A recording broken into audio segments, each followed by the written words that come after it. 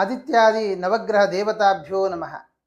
October ತಿಂಗಳ ಮಾಸದಲ್ಲಿ ನಮಗೆ ಶುಕ್ರನ ಸಂಚಾರ, ಸ್ವಕ್ಷೇತ್ರದಲ್ಲಿ ಶುಕ್ರನ ಸಂಚಾರ, ಬುಧನೂ ಕೂಡ ಸ್ವಕ್ಷೇತ್ರದಲ್ಲಿ ಸಂಚಾರ ಮಾಡ್ತಾ ಭದ್ರಮಹಾಯೋಗವನ್ನು, ಮಾಲವ್ಯ ಯೋಗವನ್ನು, ಮತ್ತು ಶನಿ ಸಹಜವಾಗಿ ಕುಂಭದಲ್ಲಿರುವುದರಿಂದಾಗಿ ಅದು ಮೂಲ ತ್ರಿಕೋಣವಾಗಿರುವುದರಿಂದ ಅದೂ ಕೂಡ ಒಂದು ಯೋಗ.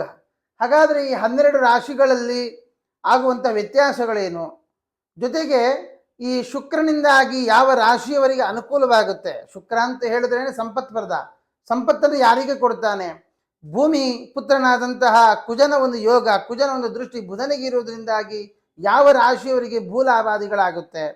ಮತ್ತು ನವರಾತ್ರಿಯ ಕಾಲದಲ್ಲಿ ಯಾವ ರಾಶಿಯವರು ಯಾವ ದೇವಿಯ ಆರಾಧನೆ ಮಾಡುವುದರಿಂದ ಸಂಪತ್ತನ್ನು ಪಡೆಯಬಹುದು, ಬಂದಿರತಕ್ಕಂಥ ತೊಂದರೆಗಳನ್ನು ಪರಿಹಾರ ಮಾಡಿಕೊಳ್ಳಬಹುದು, ಎಲ್ಲದರನ್ನು ಕೂಡ ಈ ತಿಂಗಳ ಭವಿಷ್ಯದಲ್ಲಿ ನಿಮಗೆ ತಿಳಿಸಲಿದ್ದೇನೆ. ಬನ್ನಿ ನೋಡೋಣ 12 ರಾಶಿಗಳ ತಿಂಗಳ ಭವಿಷ್ಯ. ರಾಶಿ ವೃಶ್ಚಿಕ ರಾಶಿಯವರಿಗೆ ಒಳ್ಳೆಯ ಗುರುಬಲ, 7ರಲ್ಲಿ ಗುರು ಬರುವುದು, 2ನೇ ಮನೆ ಅಧಿಪತಿಯಾಗಿ ಬರುವುದು, ಪಂಚಮಾಧಿಪತಿಯಾಗಿ ಬರುವುದು, ಒಳ್ಳೆಯ ಯೋಗ. ಆದರೆ ಲಗ್ನಾಧಿಪತಿಯಾದಂತಹ ಕುಜ ಅಷ್ಟಮದಲ್ಲಿರೋದ್ರಿಂದ ಸ್ವಯಂಕೃತ ಅಪರಾಧಗಳು ಜಾಸ್ತಿ ಆಗುತ್ತೆ. ಅಂದರೆ ಈಗ ಪಾಠ ಮಾಡೋದಕ್ಕೆ ಗುರುಗಳು ಇರ್ತಾರೆ, ಪಾಠಕ್ಕೆ ಇಂಟ್ರೆಸ್ಟ್ ಇಲ್ಲ, ಜೊತೆಗೆ ಸಂಪತ್ತು ಇರುತ್ತೆ, ಸಂಪತ್ತನ್ನು ಹೇಗೆ ಉಪಯೋಗಿಸ್ಬೇಕು ಅಂತ ಗೊತ್ತಿಲ್ಲ, ಬೇಕಾದಷ್ಟು ಭೂಮಿ ಇದೆ, ಆ ಭೂಮಿಯಲ್ಲಿ ಏನು ಬೆಳೆಯೋದೇ ಇಲ್ಲ. ಈ ಥರ ಇರುವಾಗ ಹೆಂಡತಿ ಮಕ್ಕಳು ಎಲ್ಲರೂ ಇರ್ತಾರೆ, ಆದರೆ ಸಂತೋಷವಾಗಿ ಕಾಲ ಕಳೆಯದೇ ಇರಿದ್ದಾಗ ಇದು ಏನು ಉಪಯೋಗ? ಈ ಥರದ ಒಂದು ಯೋಗ ಗುರುಬಲವಿದ್ದರೂ ಸ್ವಯಂಕೃತ ಅಪರಾಧದಿಂದಾಗಿ ವೃಶ್ಚಿಕ ರಾಶಿಯವರು ಅನೇಕ ಸಮಸ್ಯೆಗಳಿಗೆ ಅವರು ಒಳಪಡ್ತಾರೆ. ಆದರೆ ಗುರುಬಲ ಇರೋದರಿಂದ ಆ ಸಮಸ್ಯೆಯಿಂದ ಹೊರಗೆ ಬರುವ ಸಾಧ್ಯತೆಗಳಿದೆ. ಅದಕ್ಕೆ ತಕ್ಕ ಪ್ರಯತ್ನಗಳನ್ನು ನೀವು ಮಾಡಬೇಕಾಗುತ್ತೆ. ಹಾಗಾಗಿ ನೀವು ಪ್ರತಿ ದಿವಸ ಲಕ್ಷ್ಮೀ ನರಸಿಂಹದೇವರ ಪ್ರಾರ್ಥನೆ, ಅದರಲ್ಲಿಯೂ ಕೂಡ ಶನೇಶ್ವರಕೃತವಾದಂತಹ ಲಕ್ಷ್ಮೀ ನರಸಿಂಹ ಸ್ತೋತ್ರವನ್ನು ಜಪಿಸುವಂತಹದ್ದು, ಅದರ ಪ್ರಹ್ಲಾದರಾಜರಿಂದಾಗಿ ರಚಿಸಿರತಕ್ಕಂತಹ, ಅವರು ಆ ಪ್ರಹ್ಲಾದರಾಜರು ನರಸಿಂಹದೇವರನ್ನು ಸ್ತೋತ್ರ ಮಾಡಿರತಕ್ಕಂತಹ ಸ್ತೋತ್ರಗಳೇನಿದ್ದಾವೆ ಆ ಸ್ತೋತ್ರಗಳನ್ನು ಜಪಿಸುವುದರಿಂದಾಗಿ ನಾವು ಅಪರಾಧಕ್ಕೆ ಒಳಗಾಗದೆ ಇನ್ನೊಂದಿಷ್ಟು ಸಂಪತ್ತನ್ನು, ಸಂತೋಷವನ್ನು ಜೀವನದಲ್ಲಿ ಕಾಣಬಹುದು.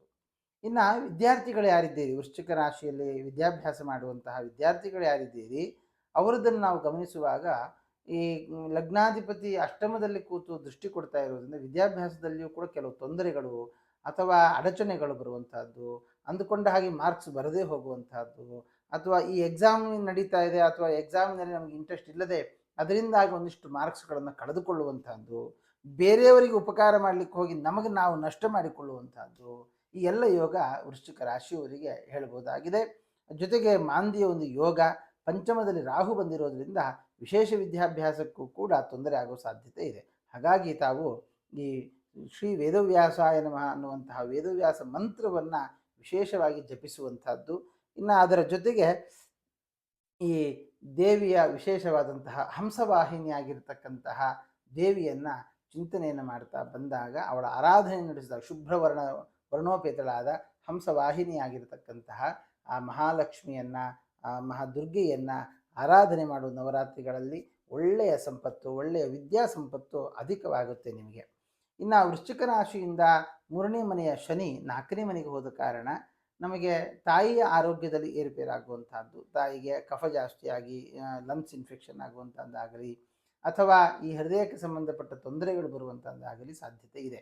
ಸ್ವಕ್ಷೇತ್ರ ಅದು ಹೌದು, ಸ್ವಕ್ಷೇತ್ರವಾಗಿದ್ದರೂ ಈ ನಮಗೆ ಪಾಪಗ್ರಹನಾಗಿರೋದು ಒಂದು.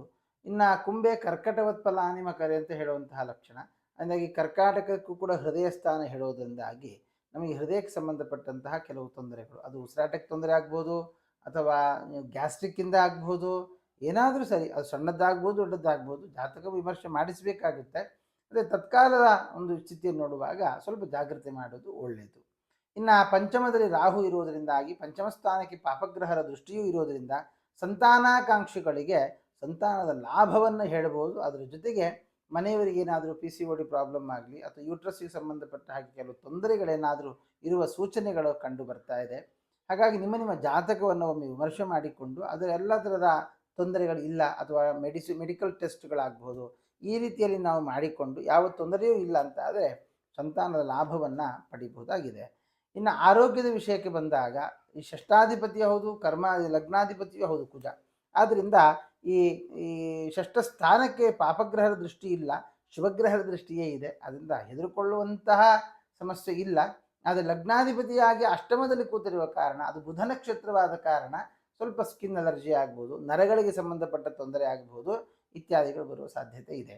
ಈ ಚತುರ್ಥಾಧಿಪತಿಯಾದ ಶನಿಯ ಕ್ಷೇತ್ರಕ್ಕೆ ಕುಜನ ದೃಷ್ಟಿ ಇರೋದ್ರಿಂದ ತಾಯಿಗಾಗ್ಬೋದು, ಸೋದರತ್ತಿಗಾಗ್ಬೋದು, ಚಿಕ್ಕಮ್ಮಂಗಾಗ್ಬೋದು, ಈ ಥರದವರಿಗೂ ಕೂಡ ಅಥವಾ ಸಹೋದರಿಯರಿಗಾಗಬಹುದು ಈ ಒಂದು ಆರೋಗ್ಯದ ಏರುಪೇರನ್ನು ಹೇಳಬಹುದಾಗಿದೆ.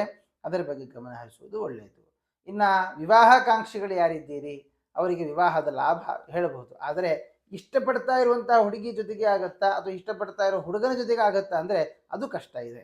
ದೊಡ್ಡವರು ನೋಡಿದ್ದು ಮದುವೆ ಆಗುವ ಯೋಗವೇ ಹೊರತು ನಾವು ಇಷ್ಟಪಟ್ಟದ್ದು ಆಗುತ್ತೆ ಅಂತ ಹೇಳೋದು ಕಷ್ಟ ಇದೆ. ಹಾಗಾಗಿ ಇಷ್ಟಪಟ್ಟದ್ದು ದೂರ ಆಗುವಂತಹ ಸಾಧ್ಯತೆಗಳು, ಪಾಪೆಯೇ ಅಷ್ಟಮಗೆ ಕಳತ್ರ ಮರಣಂ ರೋಗೋ ವಿಯೋಗೋತ್ಸವ ಅಂತ ಹೇಳುವಂತಹ ಫಲ ಇರೋದ್ರಿಂದ ದಂಪತಿಗಳ ಮಧ್ಯದಲ್ಲಿ ವಿರಹ ಬರುವಂತಹದ್ದು, ಇಷ್ಟಪಡ್ತಾ ಇರುವಂತಹವರನ್ನ ನಾವು ದೂರ ಮಾಡಿಕೊಳ್ಳುವಂತಹದ್ದು, ಇಷ್ಟಪಟ್ಟ ವ್ಯಕ್ತಿಗಳು ನಮ್ಮಿಂದ ದೂರ ಹೋಗುವಂತಹ ಸಾಧ್ಯತೆಗಳೆಲ್ಲ ಇದ್ದಾವೆ. ಅದರಿಂದ ಗುರುಬಲ ಇದೆ. ಆದ್ದರಿಂದ ದೊಡ್ಡ ಮಟ್ಟದ ಸಮಸ್ಯೆ ಅಲ್ಲ, ಸಣ್ಣ ಮಟ್ಟದ ಸಮಸ್ಯೆಯೇ ಅದು ದೊಡ್ಡದಾಗುವ ಸಾಧ್ಯತೆ ಇದೆ. ಅದರಿಂದ ಜಾಗ್ರತೆ ಮಾಡುವುದು ಒಳ್ಳೆಯದು. ಇನ್ನು ನವಮಾಧಿಪತಿಯಾದ ಚಂದ್ರ ಕರ್ಮಸ್ಥಾನದಲ್ಲಿ ಬಂದಿರೋದ್ರಿಂದ ತಂದೆಯಿಂದಾಗಿ ಒಂದು ಇನ್ಫ್ಲುಯೆನ್ಸ್ ಆಗಿ ನಮಗೊಂದು ಕೆಲಸ ಸಿಗುವಂಥದ್ದಾಗಲಿ ಅಥವಾ ತಂದೆಯ ಮುಖಾಂತರ ನಮಗೊಂದಿಷ್ಟು ಅನುಕೂಲಗಳಾಗುವಂಥದ್ದು ಕೂಡ ಈ ವೃಶ್ಚಿಕ ರಾಶಿಯವರಿಗಿದೆ. ಜೊತೆಗೆ ಲಾಭ ಒಂದು ತಪಸ್ಸಿನ ಸ್ಥಾನ. ಅದನ್ನು ನೀವು ಈ ತಿಂಗಳು ವಿಶೇಷವಾಗಿ ಸಿಂಹವಾಹಿನಿಯಾದಂತಹ ಅಷ್ಟೋ ಭುಜಾಂಗಿ ಮಹಿಷಸ್ಯ ಮರ್ಧಿನಿ ಅಂತ ಹೇಳುವಂತಹ ಮಹಿಷಮರ್ಧಿನಿಯಾದ 8 ಕೈಗಳಿಂದ ಆಯುಧಗಳನ್ನು ಧರಿಸಿರತಕ್ಕಂತಹ ಆ ದುರ್ಗೆಯನ್ನು ಪ್ರಾರ್ಥನೆ ಮಾಡಿ ಖಂಡಿತವಾಗಿಯೂ ಕೂಡ ದುರ್ಗೆಯ ಅನುಗ್ರಹದಿಂದ ಒಳ್ಳೆಯದಾಗುತ್ತೆ. ಇನ್ನು ಕರ್ಮಾಧಿಪತಿ ಲಾಭದಲ್ಲಿ ಬರುವುದು, ಕರ್ಮದಲ್ಲಿ ಚಂದ್ರ ಬರುವುದರಿಂದಾಗಿ ಕೆಲಸ ಇಲ್ಲದವರಿಗೆ ಕೆಲಸ ಸಿಗುವಂಥ ಸಾಧ್ಯತೆ ಇದೆ. ಆದರೆ ಸಿಕ್ಕ ಕೆಲಸವನ್ನು ಉಳಿಸಿಕೊಳ್ಳೋದು ಕಷ್ಟ ಇದೆ. ಅದರಿಂದ ಉಳಿಸಿಕೊಳ್ಳುವ ಕಡೆಯಲ್ಲಿ ನಿಮ್ಮ ಗಮನ ಇರಲಿ. ಇನ್ನು ಹಣಕಾಸಿನ ವಿಷಯದಲ್ಲಿ ಲಾಭಗಳಿದೆ. ಲಾಭವಿದ್ದರೂ ಅದನ್ನು ಒಳ್ಳೆ ರೀತಿಯಲ್ಲಿ ಸೇವಿಂಗ್ಸ್ ಮಾಡೋದಕ್ಕೆ ಕಷ್ಟ ಆಗುತ್ತೆ. ಸೇವಿಂಗ್ ಮಾಡಬೇಕು ಅಂತ ಆದಾಗ ಲಕ್ಷ್ಮೀ ಹೃದಯದ ಜಪವನ್ನು ಮಾಡಿ, ಲಕ್ಷ್ಮೀ ಹೃದಯದ ಪಾರಾಯಣವನ್ನು ಮಾಡಿ ಖಂಡಿತವಾಗಿಯೂ ಕೂಡ ಲಾಭ ಆಗುತ್ತೆ. ವೇದದಲ್ಲಿ ಶುಕ್ರ ಇರೋದರಿಂದ ಮನೆ ಕಟ್ಟಬೇಕು ಅಂತ ಯಾರಾದರೂ ಪ್ರಾರ್ಥನೆ ಮಾಡ್ತಾ ಇದ್ದೀರಿ ಅಥವಾ ಪ್ಲ್ಯಾನ್ ಮಾಡ್ತಾ ಇದ್ದೀರಿ ಅಂತ ಆದರೆ ಖಂಡಿತವಾಗಿಯೂ ಕೂಡ ಆ ಕೆಲಸ ಕೈಗೂಡುವ ಸಾಧ್ಯತೆ ಈ ವೃಶ್ಚಿಕ ರಾಶಿಯವರಿಗೆ ಹೇಳಬಹುದಾಗಿದೆ. ಹಾಗಾಗಿ ಒಟ್ಟಾರೆ ವೃಶ್ಚಿಕ ರಾಶಿಯವರಿಗೆ ಲಾಭಗಳೂ ಇದೆ, ಅದರ ಜೊತೆಗೆ ನಷ್ಟವೂ ಕೂಡ ಇದ್ದಾವೆ. ಹಾಗಾಗಿ ಏನು ಮಾಡಬೇಕು ಅನ್ನುವಂತಹ ಪರಿಹಾರಗಳನ್ನು ನಾನು ನಿಮಗೆ ತಿಳಿಸಿದ್ದೇನೆ. ಆ ಪರಿಹಾರಗಳನ್ನು ಮಾಡಿಕೊಳ್ಳಿ. ಬರಬಹುದಾದ ಅನೇಕ ಸಮಸ್ಯೆಗಳಿಂದ ದೂರವಾಗಿ ಸುಖವಾದ ಸಂತೋಷವಾದ ಜೀವನವನ್ನು ನಡೆಸಿ ಅಂತ ಹೇಳುತ್ತಾ ಕೃಷ್ಣಾರ್ಪಣಮಸ್ತು.